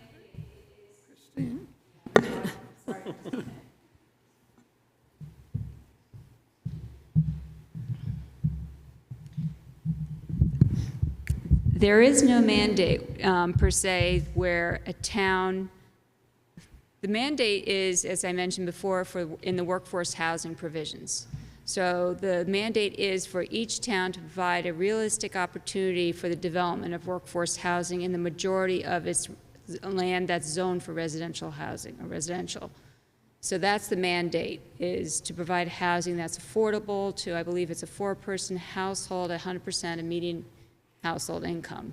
So if a developer comes forth, wants to build a development of workforce housing, it has to be, again, the town has to provide opportunities for that to happen somewhere within a residential zone. And the town can designate, and that has to be by right, not by special exception or not by conditional use permit. So that is the mandate. Whether a town has to provide what is deemed to be affordable housing that's below like 50% of median household income, if a developer comes forth and challenges the town zoning, if you permit other residential zoning or other residences to be built, but you don't permit low or moderate income housing to be built, you could be challenged on that as well, and there are court cases to that effect. So it's more of, again, a town zoning shall not be exclusionary. It cannot exclude the provision of affordable housing to be built. So it's more on that vein. So there should be opportunities, unless, of course, there's always an exception is, again, the towns, it has to be health and safety related. So you're not expected to destroy your environment or build in wetlands or supersede any type of state law related to environmental health and safety concerns. So that would be the reason why. You know, you don't want to damage your aquifer recharge area or wetlands, but those restrictions have to apply to all other types of residential uses as well. So if you allow other types of residential development to impact those areas, then you would be expected to allow affordable housing development to impact those areas as well. So you have to be consistent and provide water. In terms, no, there is, and I'll be very open and honest with you. I am a planner originally from New Jersey, and if you want to know how affordable housing is done in New Jersey, I can spend the rest of the evening explaining that to you. Mr. Murray understands that totally. And we've lived with the Mount Laurel decision, which is also cited in the Britton case. New Jersey has an affordable housing mandate. Each town in New Jersey has an affordable housing number that they have to meet. And there have been many court cases, and many towns have been litigated against and required to provide hundreds and hundreds of units of affordable housing through inclusionary development. And it's usually like a 20% set aside. But that's not New Hampshire. New Hampshire is different than the state that I come from. So right now, the mandate that is there is towns have to provide a realistic opportunity for the provision of workforce housing. That is the mandate. There is no specified number in terms of the number of affordable and the type of affordable units you need to provide, except for that workforce housing provision. Okay. That is my understanding. I don't know if Travis. No, that's, thank you very much. Right. I think you answered the question. So Wolfeboro does not have a specific fair share number. Right. Oh. Thank you. Okay. Thank you. Okay, thank you. Hi, it's me again. I know that you don't want questions, but I was very excited to hear that you want to have another public hearing. And I'm wondering, when will, let me just back up. For people who are watching at home, there's a lot of people who have spoken tonight here who sit on other town boards. They're colleagues of yours. There's realtors who have spoken here. There are business owners who have spoken here. I am representing the concerned tax-paying citizen of Wolfeboro.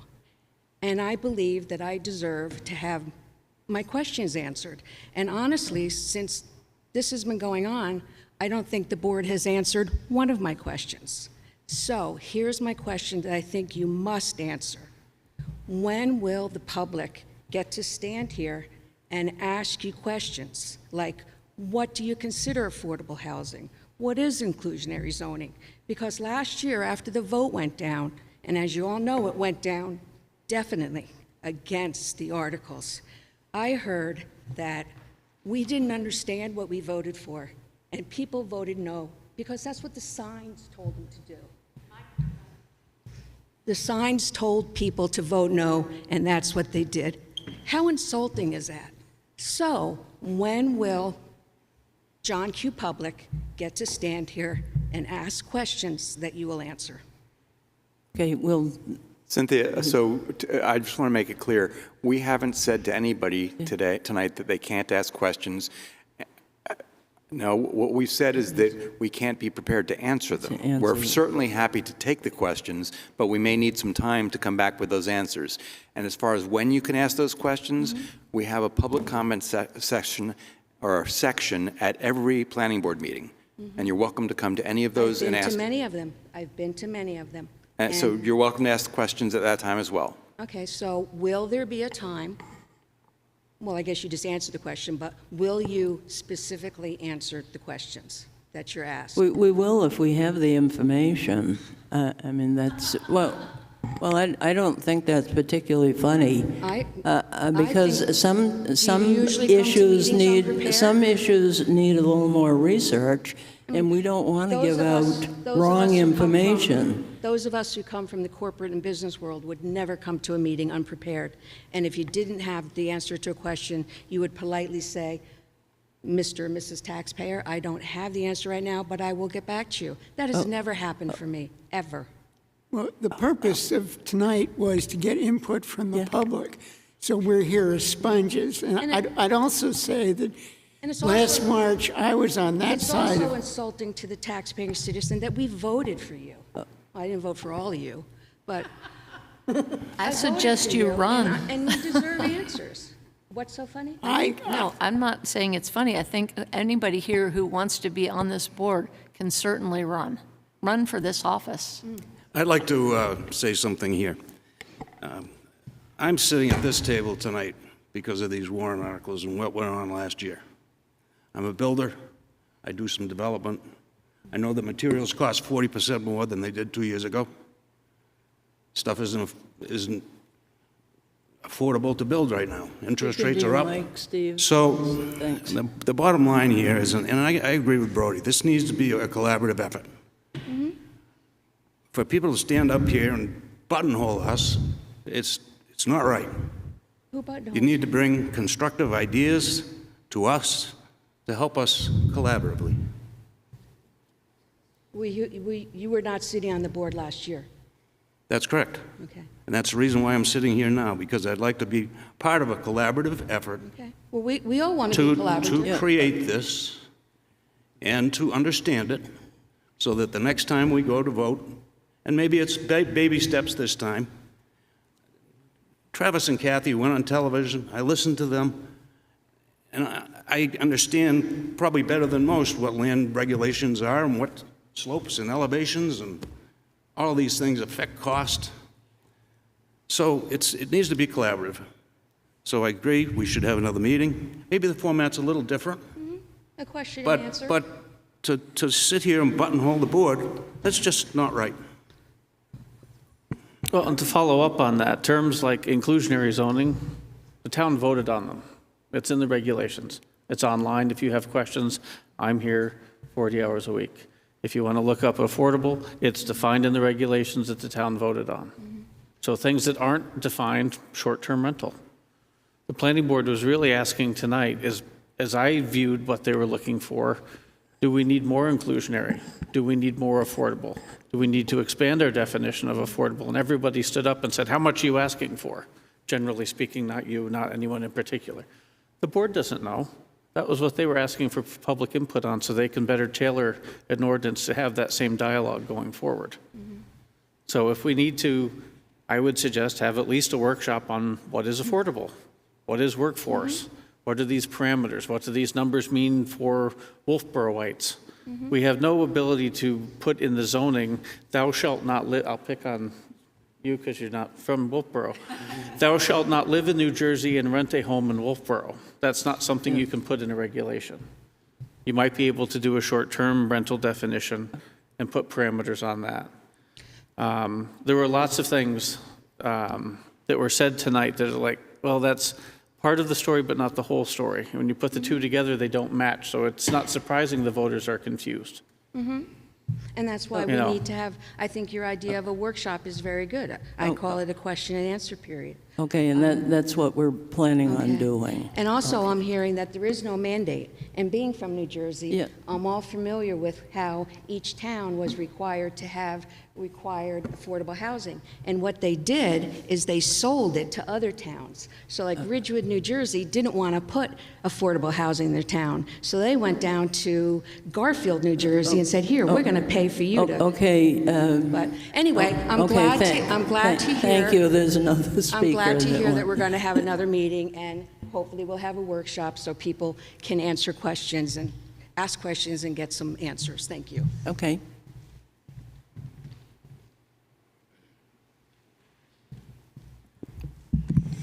Hello.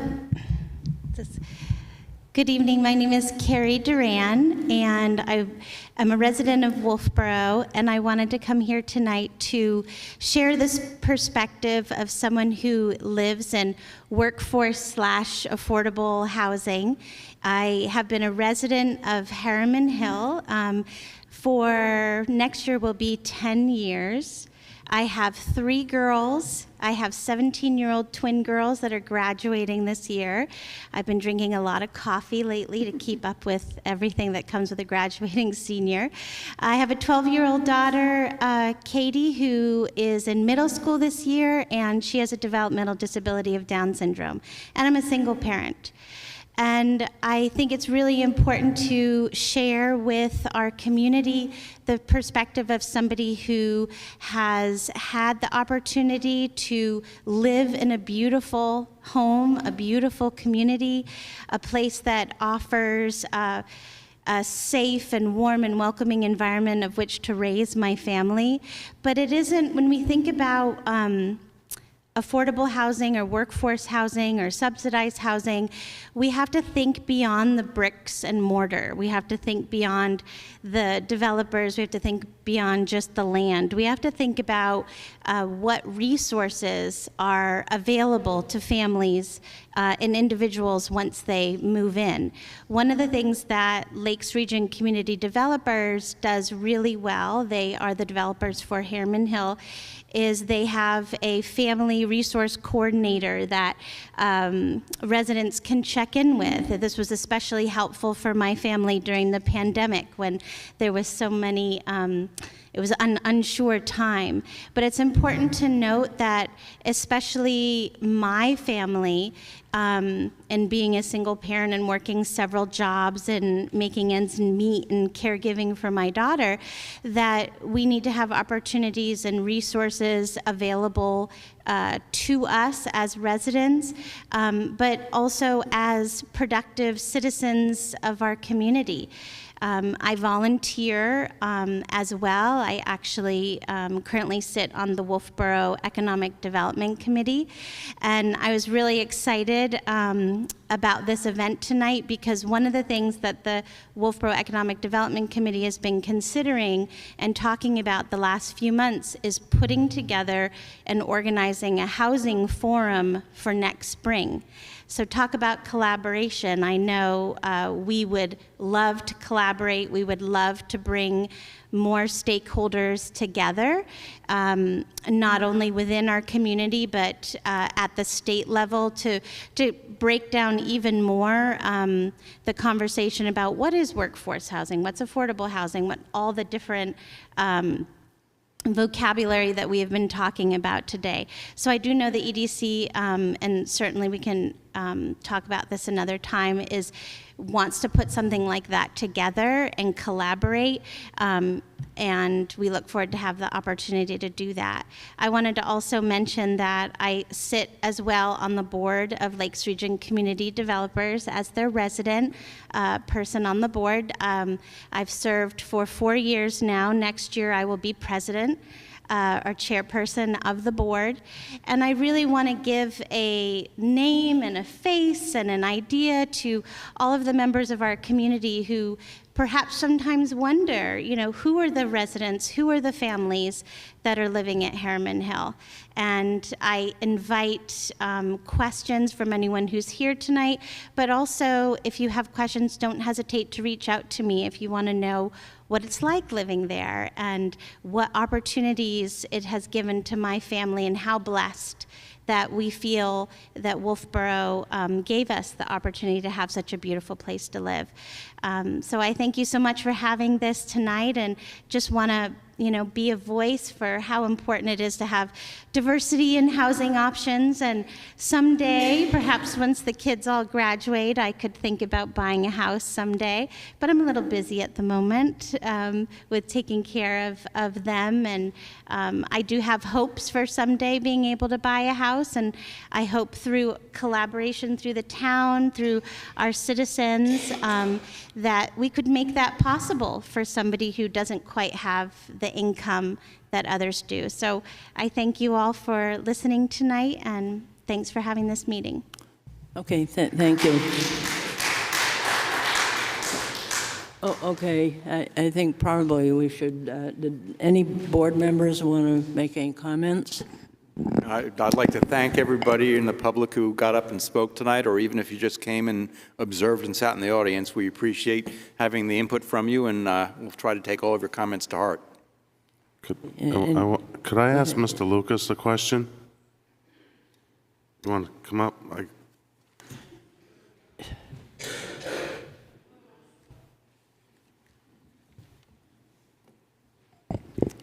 I really admire Mr. Lucas. He seems like he's trying to fit into our community. He's a small business owner. I've seen him start his coffee shop.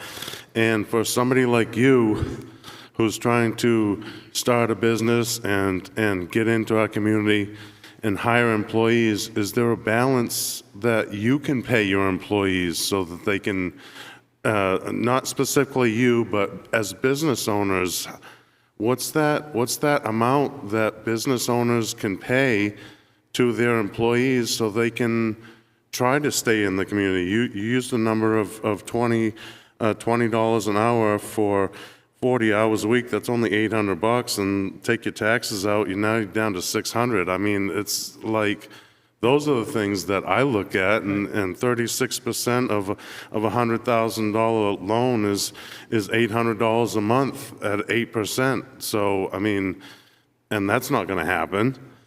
So is there a balance that you as a small business person find with other business people that you can tolerate to pay people?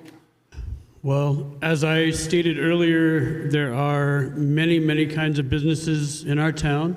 Our main street is comprised of food businesses and clothing businesses, and besides my business, I have no idea what anybody else makes in town. I know I've heard numbers thrown around for some of our businesses in town. So some of the service workers, some of the food service workers who are, I won't say wait staff, I will say like people doing dishes. I'm just going to say that some of the food service workers are probably going to be between $15 and $20 an hour. People making tips might be making more than that, depending on what position they have inside of an establishment. But what I will say, I can speak for our own business, and our own business is not on Main Street.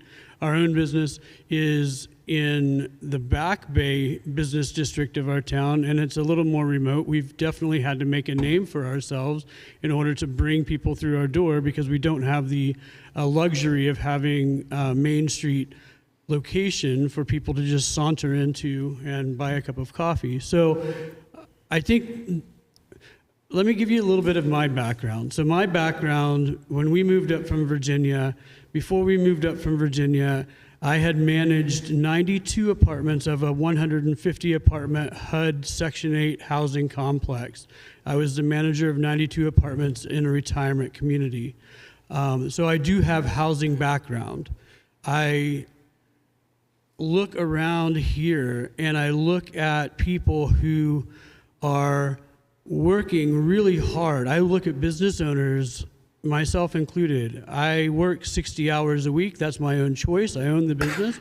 I look at other businesses that would probably stay open later at night if they had employees. I look at businesses. I saw a business today say they didn't have enough employees to open. It is a very real thing in this town to be talking about workforce shortage. And maybe if we provide the housing for that, maybe it's not going to miraculously turn around overnight, that we're going to have people living here, working in the jobs besides just the summertime, where people can keep their businesses open longer hours. I'm not sure what the right number is.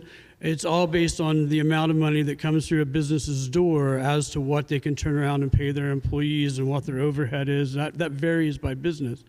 But the very real reality is here in this town, as people have talked about putting offers in on houses, numerous offers in on houses, and I'm sure that the offers of the houses that they were looking at, I know so many people with that example in this town, because there's a lot of people that want to live here, and there's not quite enough inventory to go around for the places that people are looking to buy.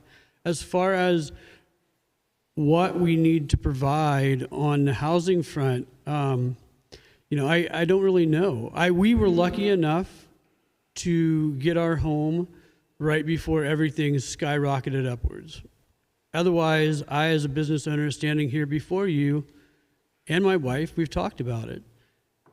I don't know that we would be living in a house that we had purchased in this town if that hadn't happened and it just everything lined up.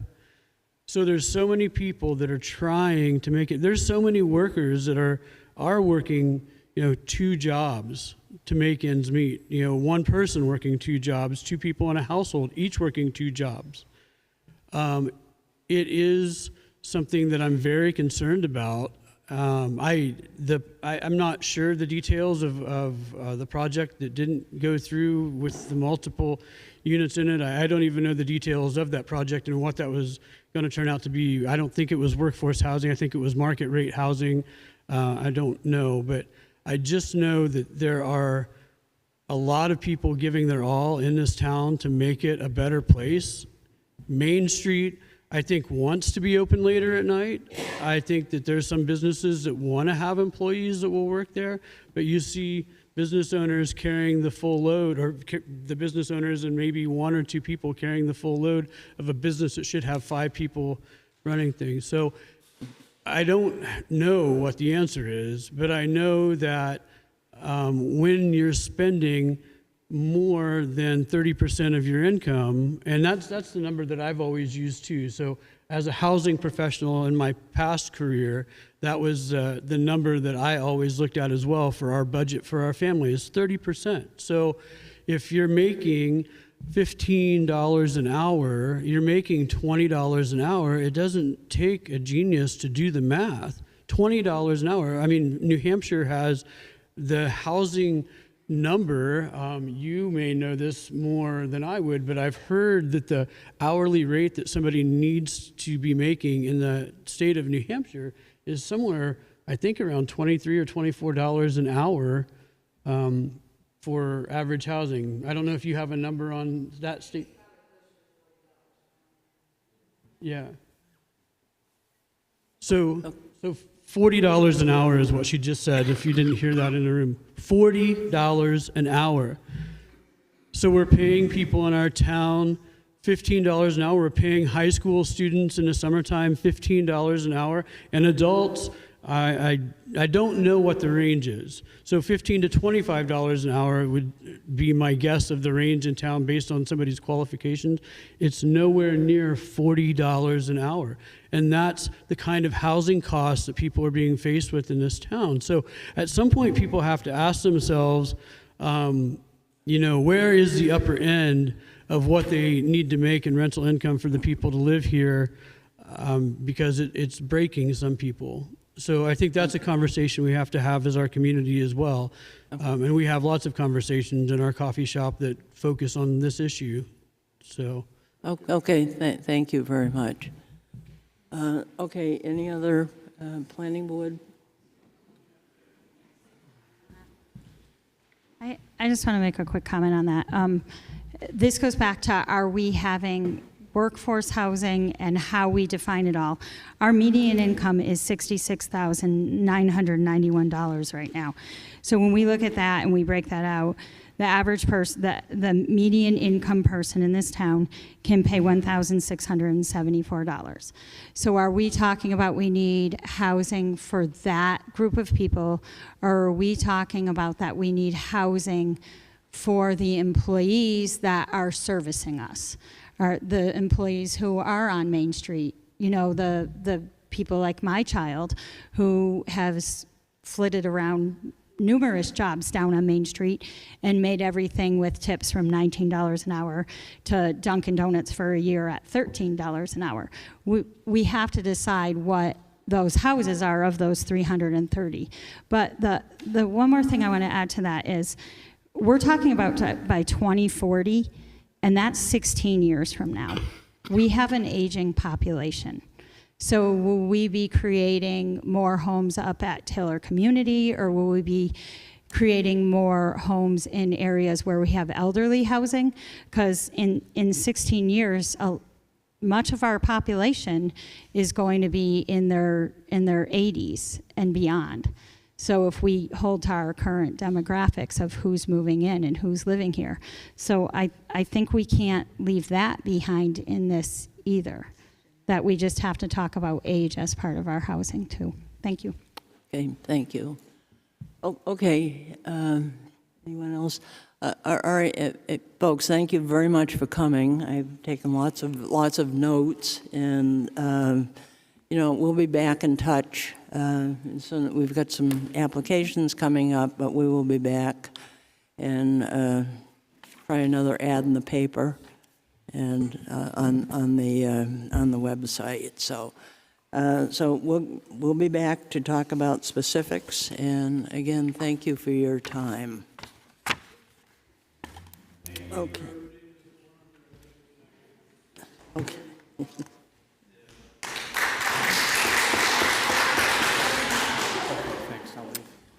Okay. The what?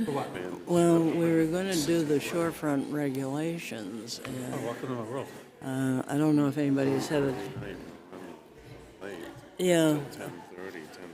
Yeah. Okay. It'll only take a minute. Why don't we just do it?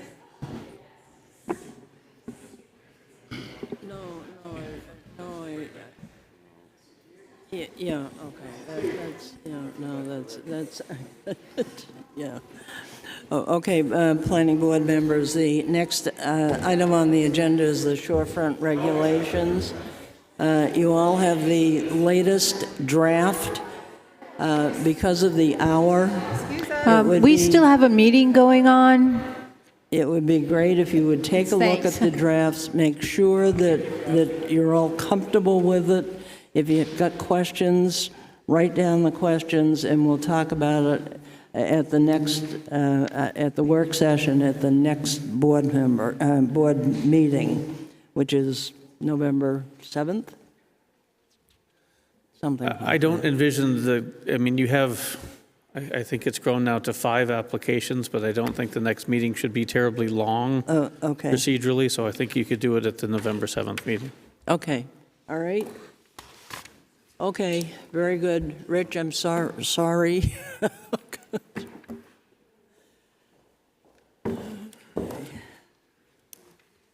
Minutes? Quick question, will there be a meeting on November 7th? Yes. That being an election Yes, day? Yes, there will be. No election. No election. No election, okay. I just had to look at, Oh, no, I just see it's a phone calendar, it says election day. It's usually that first Tuesday, so. okay, the next item is the minutes for October 3rd. Rich, did you hear that we were not going to do? Yeah. Okay. Well, I said I'm sorry. We're all sorry. Okay. October 3rd minutes.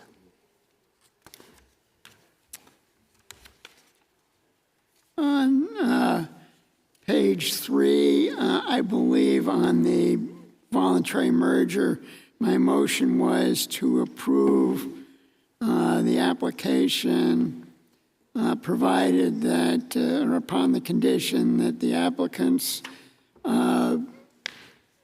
provide information that there is no mortgage on the property, or if there is a mortgage, they provide consents from the mortgagee. Oh, okay, so. And on page 7, under the housing update, I would suggest slightly revised wording that